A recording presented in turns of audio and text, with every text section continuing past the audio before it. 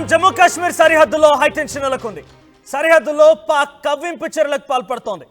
Indian army లక్ష్యంగా పాక్ కాల్పులకు దిగుతున్నట్టు తెలుస్తోంది. మరోసారి సీజ్ ఫైర్ అండర్స్టాండింగ్ కి పూర్తిగా తుంగలు తొక్కేసింది పాకిస్తాన్. ఇప్పటికే పాకిస్తాన్ సంబంధించిన ఆర్మీ చీఫ్ ఆసిమ్ మునీర్ ఆ పిచ్చి కుక్క భారతదేశం పైన అణుబాంబులు వేస్తామని, పదే పదే టాక్టికల్ బాంబ్స్ ఉపయోగించి డాములు పేల్చేస్తామని, భారత్ని మేము ఒక రకంగా అణిచివేస్తామని రకంగా మాట్లాడుకొచ్చాడు. బిలావల్ భుట్టో అక్కడి మాజీ మంత్రి, వాడు కూడా ఇటువంటి వ్యాఖ్యలు చేశాడు. అమెరికా గడ్డపై నుంచి పాకిస్తాన్ భారత్ని హెచ్చరించింది. ఈ రకంగా ట్రంప్ ప్రోత్సాహంతోనే మరోసారి పాకిస్తాన్ భారత్పై రెచ్చిపోతోంది. సరిహద్దులో కవ్వింపు చర్యలకు పాల్పడుతోంది. ఇండియన్ ఆర్మీ లక్ష్యంగా కాల్పులకు తెగబడుతోంది పాకిస్తాన్.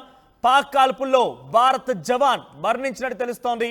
అయితే మన ఇండియన్ ఆర్మీ కూడా ఆ కాల్పులని సమర్థవంతంగా తిప్పికొట్టే ప్రయత్నం చేస్తోంది. వాటన్నిటికి పూర్తిగా కుప్పకూల్చే ప్రయత్నం చేస్తోంది. సో జమ్మూ కాశ్మీర్లోని ఉరీ సెక్టార్ సమీపంలో ఇవాళ ఎదురు కాల్పులు చోటు చేసుకున్నాయి.